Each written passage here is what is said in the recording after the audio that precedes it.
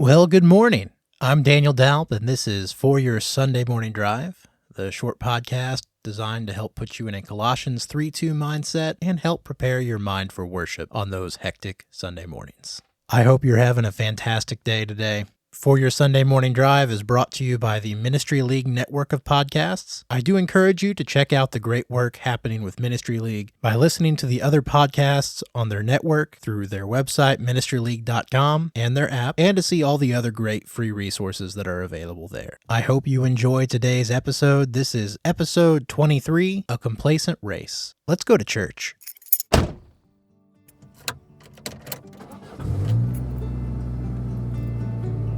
Are we there yet?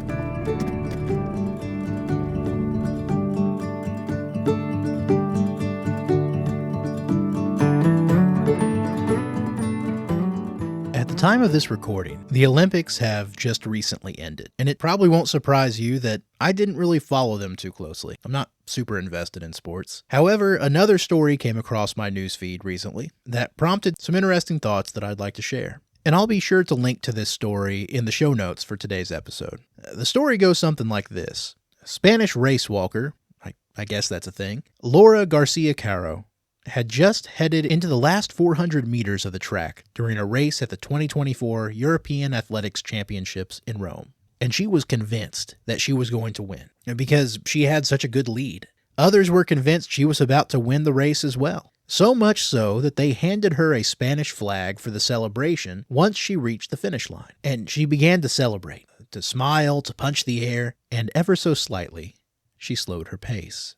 I mean, she was about to win after all. Why not? However, in the last 2 meters of the race, she was overtaken by Ukrainian competitor Ludmila Olenovska. And my apologies from the pronunciation. And Laura's face and her heart sank at the realization of her blunder. She stopped truly running the race. And because of that, she missed out on a bronze medal, coming in 4th place. How crushing. And there's a spiritual application here for sure. Do we ever stop running the race before it's finished? In 2 Timothy chapter 4, verses 6 through 8, Paul says, "For I am already being poured out as a drink offering, and the time of my departure has come. I have fought the good fight, I have finished the course, and I have kept the faith. In the future there is laid up for me the crown of righteousness, which the Lord, the righteous judge, will award to me on that day. And not only to me, but to all those who have loved his appearing." In Hebrews chapter 12, verses 1 and 2, the author says, "Therefore, since we have so great a cloud of witnesses surrounding us, let us also lay aside every encumbrance and the sin which so easily entangles us, and let us run with endurance the race that is set before us, fixing our eyes on Jesus, the author and the perfecter of faith, who for the joy set before him endured the cross, despising the shame, and has sat down at the right hand of the throne of God." And in 1 Corinthians chapter 9, verse 24, Paul again says to the brethren at Corinth, "Do you not know that those who run in a race all run, but only one receives the prize? Run in such a way that you may win." It's my fear that, unlike Paul, who was clearly indicating to Timothy that his death was shortly at hand, we celebrate early. And by that I mean that we become complacent in our service when there is still plenty of track ahead of us. The excuses for this vary.